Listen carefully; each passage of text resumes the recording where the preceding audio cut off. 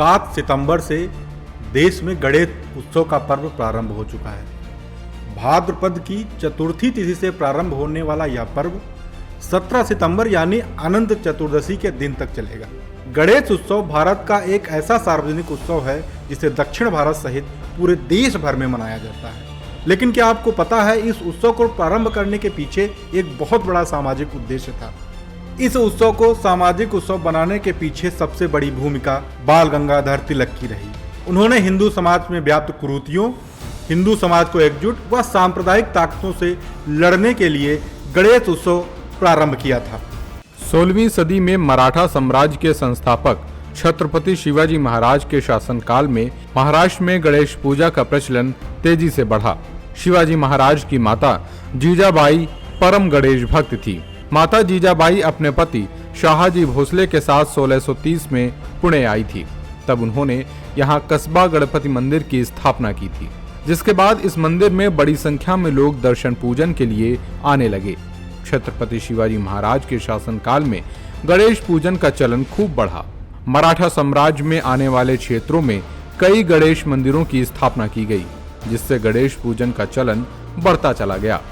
18वीं सदी में महाराष्ट्र व उसके आसपास के इलाकों में पेशवाओं का शासन था। पेशवा बालाजी बाजीराव, जिन्हें नाना साहेब के नाम से भी जाना जाता है, वो भी भगवान गणेश के अनन्य भक्त थे। उन्होंने गणेश पूजन को बहुत ही महत्व दिया। पेशवा बालाजी बाजीराव अपने शासनकाल में पुणे में कस्बा गणपति मंदिर सहित छत्रपति शिवाजी महाराज के शासनकाल में बने प्रमुख गणेश मंदिरों में गणेश चतुर्थी के दिन विशेष अनुष्ठान का आयोजन करवाते थे। साथ ही पेशवाओं के निवास शनिवार वाड़ा किला में प्रतिवर्ष गणेश पूजन उत्सव मनाया जाता था। बाद में धीरे धीरे यह परंपरा पूरे राजसी परिवारों के बीच फैलने लगी। हालांकि फिर भी उस समय गणेश उत्सव सार्वजनिक रूप से समाज के कुछ ही परिवार व वर्गों के भीतर मनाया जाता था, जिसके आम लोगों के बीच पहुंचने का इतिहास काफी दिलचस्प है। 1892 तक गणेश उत्सव सिर्फ शाही परिवारों और मंदिरों तक ही सीमित था। लेकिन गणेश उत्सव सार्वजनिक उत्सव तब बना जब अगस्त 1893 में मुंबई के पायधोनी हनुमान मंदिर में सांप्रदायिक ताकतों द्वारा हमला कर दिया गया। दरअसल 1893 में मंदिर में बैठकर कुछ लोग भजन कीर्तन कर रहे थे, जिसका सांप्रदायिक ताकतों ने विरोध किया, जिसके बाद में मुंबई में दंगे शुरू हो गए। इन दंगों को ब्रिटिश सरकार ने भारत में फूट डालने के तौर पर इस्तेमाल किया। अंग्रेजी सरकार ने एक तरफा फैसले लिए, जिसके बाद उस समय के स्वतंत्रता संग्राम सेनानी केसरी व मराठा समाचार पत्र के संपादक बाल गंगाधर तिलक ने हिंदुओं की वकालत की। उन्होंने ब्रिटिश सरकार की खूब आलोचना की। हालांकि इसी सांप्रदायिक घटना के चलते महाराष्ट्र में सार्वजनिक गणेश पूजा उत्सव का प्रचलन भी प्रारंभ हुआ। 1893 के दौरान महाराष्ट्र के बड़े क्षेत्रफल में मुहर्रम का जुलूस लोकप्रिय हो रहा था। इस जुलूस में बड़ी संख्या में हिंदू समाज के लोग भी शामिल होते थे। लेकिन पायधोनी हनुमान मंदिर की घटना पर मुस्लिमों के व्यवहार को देखते हुए बाल गंगाधर तिलक ने हिंदू समाज को एकजुट करने के लिए गणेश उत्सव को माध्यम बनाया। वो जानते थे भगवान गणेश महाराष्ट्र ही नहीं, पूरे देश में सर्वमान देवता हैं। तिलक जी ने गणेश उत्सव को बढ़ावा देने के लिए सार्वजनिक उत्सव के रूप में मनाने का प्रारंभ करने का लोगों से आह्वान किया। दरअसल पायधोनी हनुमान मंदिर की घटना से एक साल पहले ही 1892 में पहला सार्वजनिक गणेश चतुर्थी उत्सव मनाया गया था। इस गणेश उत्सव का आयोजन पुणे के स्वतंत्रता संग्राम सेनानी और शाही चिकित्सक श्रीमंत भाऊ साहब रंगारी ने किया। भाऊ साहब के मित्र कृष्णा जी पंत खागसी वाले ने उस समय के महाराष्ट्र शासित नगर ग्वालियर का दौरा किया था।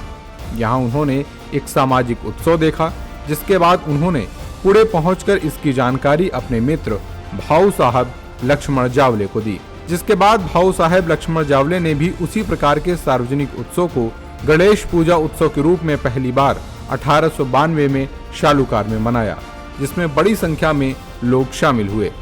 यूं कहें 1892 में पहली बार देश में सार्वजनिक गणेश पूजा उत्सव मनाया गया। इसी बीच उन्होंने 1893 में फिर से सार्वजनिक गणेश उत्सव का आयोजन किया। इस गणेश उत्सव में लोकमान्य बाल गंगाधर तिलक भी शामिल हुए।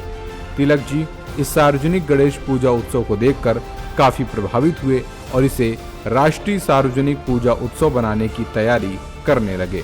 26 सितंबर 1893 को लोकमान्य बाल गंगाधर तिलक ने श्रीमंत भाऊ साहेब रंगारी द्वारा आयोजित सार्वजनिक गणेश पूजा के उत्सव के तारीफ में अपने समाचार पत्र केसरी में एक लेख लिखा, जिसमें उन्होंने श्रीमंत भाऊ साहेब रंगारी के प्रयासों की जमकर प्रशंसा की। फिर उन्होंने अपने पुणे स्थित केसरीवाड़ा घर पर सार्वजनिक गणेश उत्सव का आयोजन किया, जिसमें उन्होंने सभी वर्गों के लोगों को आमंत्रित किया। इस उत्सव में बड़ी संख्या में लोग शामिल हुए। उनकी इस पहल को हिंदू समाज में व्याप्त कुरीतियों जैसे कि छुआछूत, ऊंच नीच के भेदभाव को समाप्त करने के तौर पर देखा गया। बाल गंगाधर तिलक के इस प्रयास के बाद महाराष्ट्र और आसपास के राज्यों में सार्वजनिक गणेश उत्सव का प्रचलन तेजी के साथ बढ़ने लगा, जो समय के साथ व्यापक और विस्तृत होता गया। सार्वजनिक गणेश उत्सव में बड़ी संख्या में लोगों की भीड़ एकत्रित होती थी। गणेश उत्सव को देखते हुए पुणे में निकलने वाले मुहर्रम जुलूस में लोगों की संख्या काफी कम हो गई।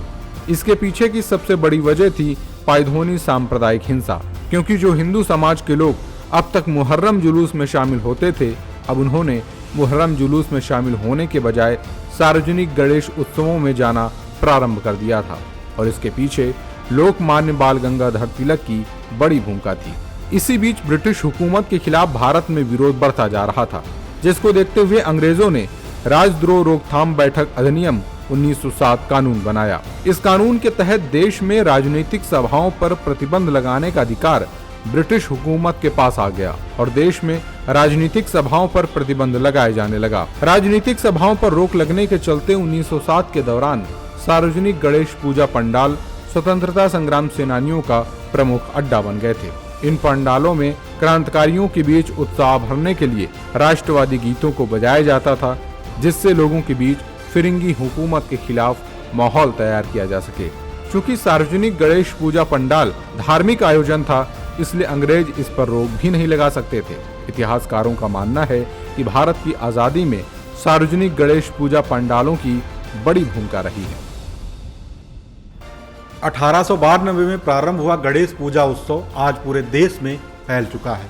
अकेले मुंबई में प्रतिवर्ष गणेश पूजा उत्सव पर 20,000 पंडालों की स्थापना होती है। अगर इस 10 दिवसीय उत्सव की बात करें तो करीब इन दिनों में 45,000 करोड़ से अधिक का कारोबार होता है और प्रतिवर्ष मूर्तिकार गणेश प्रतिमाओं की 300 करोड़ से अधिक का कारोबार करते हैं।